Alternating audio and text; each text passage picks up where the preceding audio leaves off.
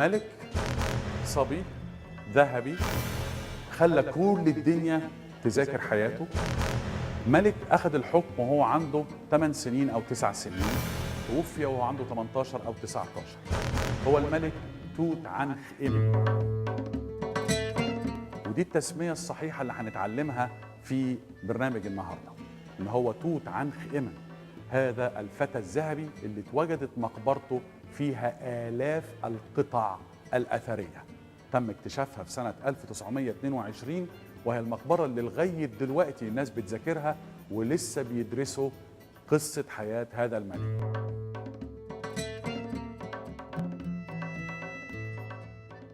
احنا داخل مستنسخ مقبرة توت عنخ آمون. فانت تقول لي طيب وانت جبت منين آمون واحنا جبنا منين آمون؟ هقول لك سهل قوي.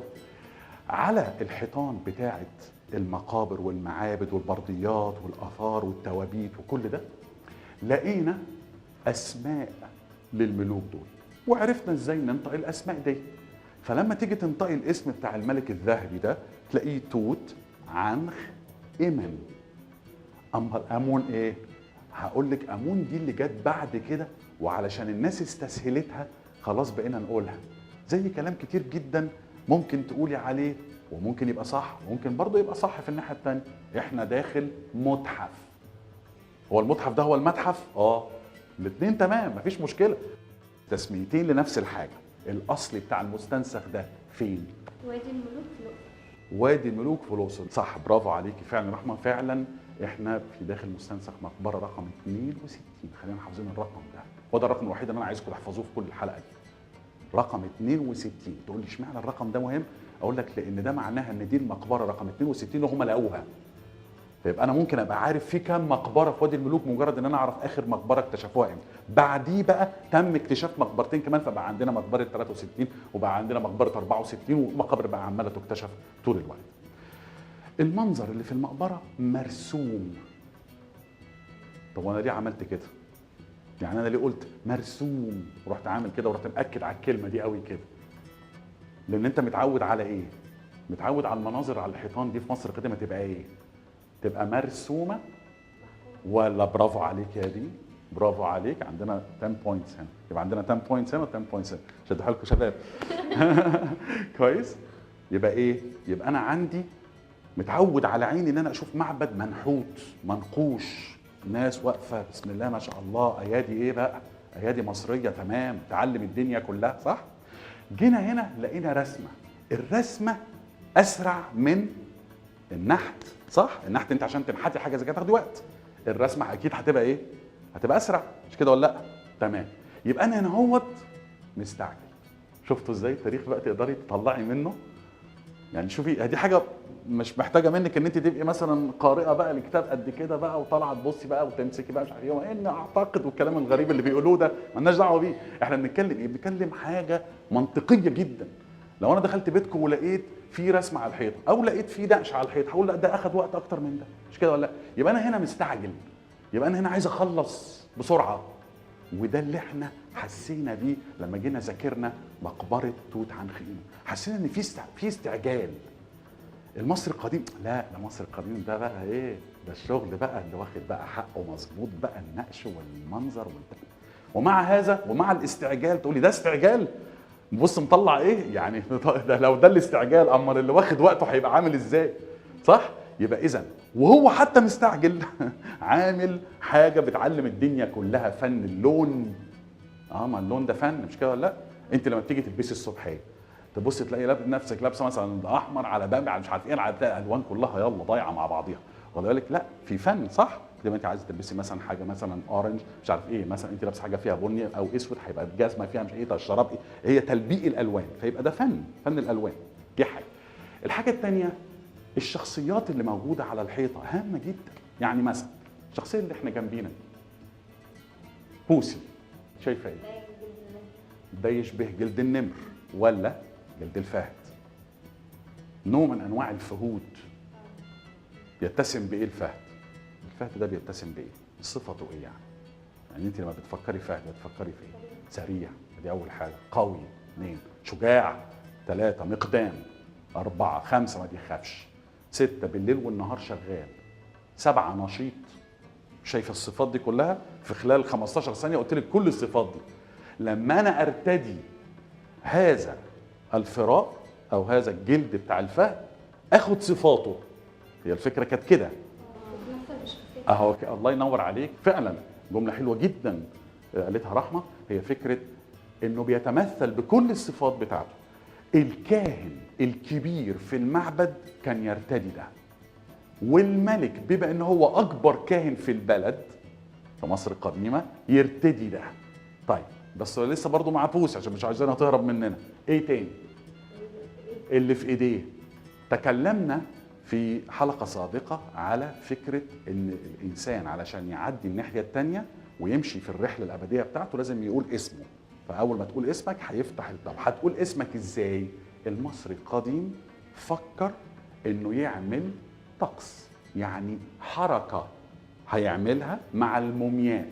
هيجيب الاداه دي وهيروح مقربها على فم المومياء، على فم المومياء. خلاص اهو مقربها ولا مش مقربها ناحيه وشه؟ مقربها ناحيه وشه. بتعمل ايه بقى الاداه دي؟ بتعمل حاجه اسمها طقس فتح الفم. هو مش بيمسكها ويروح فاتح فمه كده يكسر الموميا، لا، لكن رمزيا. يعني ايه رمزيا؟ يعني مش حقيقي. بتعمل ويقرب كده اهو بحيث ان هو يقدر يفتح بقه في الحياه الاخرى ويقول اسمه. يبقى ده اللي قدامنا، المنظر اللي قدامنا ده اهم منظر ديني في اي تاريخ في مصر القديمه بالنسبه للمومياء. لان بالنسبه للمومياء او بالنسبه للملك او بالنسبه للملكه او بالنسبه للمحنط مش هيقدر يقول او مش هتقدري تقولي اسمك غير لما يتعمل لك فتح الفم. يبقى مهم قوي ان الكاهن ده يبقى صاحبي. لو انا ملك مصر بقى مش كده؟ لان لو ما كانش صاحبي يعمل ايه؟ ما يعمليش اداه فتح الفم ولا هعرف اقول اسمي ولا بتاع. ده في الاعتقاد بتاعهم. طيب ايه تاني؟ انا عايزكم تشاوروا على حاجه انا عايز اقول عليها بس انتوا لغايه دلوقتي لسه ما شاورتوش عليها. في نفس المنظر بس اربط تملي. ايه رحمه بتجيب التايهه. التيجان بقى اللي احنا اتكلمنا عليه. طب ايه التاج ده بقى يا رحمه؟ رحمه بقى دلوقتي هتاخد الارشاد. التاج اللي هو مثلا الملك او الكاهن بيلبسه. حلو، خلينا في الملك. الملك بيلبس التاج. طب التاج ده بالذات ايه؟ عندك فكره عنه؟ اولا لونه ازرق مش كده؟ طب لون الازرق ده ما يفكركيش بحاجه؟ لون التاج الازرق اللي هو كان اسمه خبرش بالهيروغليفي. درس الهيروغليفي بتاع النهارده انتهى. شايفين سهل ازاي؟ بس هي كلمه واحده، مش مطلوب منكم ان انتوا تحفظوا غير كلمه واحده. خبرش. ايه خبرش؟ التاج الازرق اللي بيرتديه الملك. بتاع ايه؟ احنا لما بنلاقي التاج الابيض والتاج الاحمر بنقول ايه؟ الشمال والجنوب مش كده؟ نقول ايه؟ لما لبس الاثنين عمل توحيد فاكرين توحيد القطرين ومش عارف ايه. ده بتاع ايه؟ الملك في حاله ايه؟ حاله حرب. مظبوط، برافو عليك يا دين. فيبقى التاج الازرق هو تاج الحرب. التاج الابيض والاحمر اتفقنا كان بتاع الايه؟ القطرين، الشمال والجنوب، ابيض واحمر اهو، اهلي وزمالك. يعني الاثنين كانوا حبايب اهم، ما كانش فيه مشكله خالص. طيب يبقى اذا هنا الملك قدام اسمه اي، هم بيسموه دلوقتي الملك اي. يبقى اذا عندنا في المنظر اللي قدامنا في مقبره توت عنخ امون هذا الرجل اللي بعد كده حكم. يبقى بعد ما مات توت عنخ امون وهو صغير في السن حكم مصر واحد كان في الاصل بقى اسمه اي، او احنا بنسميه دلوقتي اي. هو اسمه كده. عرفنا منين الاسم ده؟ من الخرطوش الملكي اللي قدام. فاضل حاجه واحده قبل ما ننهي الفقره بتاعتنا. في حاجه في راس الراجل ده فيها رمزيه هامه جدا في مصر القديمه. زي الدوريه. ايه بقى؟ شبه القوقعه، شبه الات بتاعت الايميل. مش كده؟ فوسي عايزه تقول ايه؟ ايه؟ شبه ايه؟ يعني انت بصي فيها كويس. اللي هو اللي قدام التاج ده مش كده؟ يديكي ايه؟ يعني كانه منظر ايه يعني؟ تعبان. هايل، مظبوط. هو في حقيقه الامر تعبان. كويس كده؟ والثعبان ده للحمايه، هو كانوا بيعملوه ساعات بيعملوه مثلا من الذهب، ساعات بيعملوه من كده، ويروحوا حاطينه على الجبهه يمسكوه كده بحيث يبقى الحمايه وكده. علشان كده حتى في التابوت ذات نفسه هم حاطين الايه؟ ثعبان الكوبرا. وفي ساعات كمان يحطوا جنبيه طائر رهيب جدا كانت اجنحته كبيره قوي اسمه انثر عقاب، نوع من انواع النسور، لان النسر لما بيفرد الجناح بتاعه بيبقى جناح طويل، فبالتالي قوه حمايه. بيبقى كمان لما بيبقى عامل حمايه كده، عشان كده وانتوا داخلين المعابد بنلاقي فيه دايره كده زي قرص الشمس وليه جناحين، بيسموها قرص الشمس المجنح. فكره الجناحين المفتوحين دول. يبقى المصري القديم ما بيألفش، المصري القديم مش بيعمل حاجات خياليه كتير، هو شايف في الطبيعه اللي بيحصل، وبالتالي يروح واخد من الطبيعه وحاطط قدامه. انا عايز قبل ما ننهي الفقره ديت، علشان حرام طول الوقت عماله تقول عقرب عقرب عقرب، فانا لازم اوريها عقرب، والا هتطلع من الحلقه دي متعقده، فلازم نشوف لها عقرب، مش كده ولا لا؟ هو فعلا انتوا هتشوفوا بعض الشخصيات اللي فوق دماغها في عقرب. سيده واقفه فرد ايديها، فرد الايدين ده كده يعني حمايه، صح؟ مش لما ماما بتيجي تبقى خايفه عليكم مثلا، او انتوا بتعدوا كده شارع او واقفين في حته، او حصل مثلا لا قدر الله حاجه، اول حاجه بتعملها كده زي الفرخه كده بالظبط، اول حاجه تعملها تروح عامله على الكتاكيت بتاعتها كده، نفس القصه اهي. اهي دي ربه اسطوريه. يعني ايه اسطوريه؟ يعني مش حقيقيه، الكهنه عملوها، فكروا فيها وجابوها على هيئه ست، وفوق دماغها تحط تمثال صغير لعقرب اهو، علشان حبايبك اهم، كويس كده، عشان مش عايزين حد يطلع زعلان من الحلقه. طيب ايه بقى؟ مين دي؟ وليه حط عقرب فوق دماغها؟ هو في حد بيحب يحط عقرب فوق دماغه؟ دي اسمها بالهيروغليفي سلكت باللام اهي، او سركت بالراء، الاثنين ايه؟ الاثنين صح. يبقى يا اما ايوه، يا اما سلكت، برافو عليك. يبقى يا اما سلكت باللام يا اما بالراء، الاثنين مظبوطين. عايزه تقولي دي تقولي دي تقولي دي. ودي كانت ربه ليها علاقه بقى بالسحر ومش عارف ايه وحاجات زي كده، فكانها هي بالعقرب اللي فوق دماغها ده بتحمي الملك اللي هيبقى جوه التابوت. ده بالنسبه للاعتقاد المصري القديم، كويس؟ فانت لازم تعمل لنفسك كل الحمايات دي. عشان كده تلاقي ايه؟ مومياء جوه تابوت، جوه تابوت، جوه تابوت، تابوت جوه تابوت، تابوت جوه تابوت، تابوت جوه مقبره، مقبره جوه جبل، الجبل منحوت، فوق الجبل فيه رمله. هو تملي عمال يغطي نفسه علشان ما يحصلش ان حد حرام يخش يكسر وكده. ولذلك هنهلكوا الحلقه بتاعت النهارده بجمله كلنا عارفينها. هل المصري القديم حط حمايات جوه مقبرته؟ هو من وجهه نظره حاطط حمايات اهو.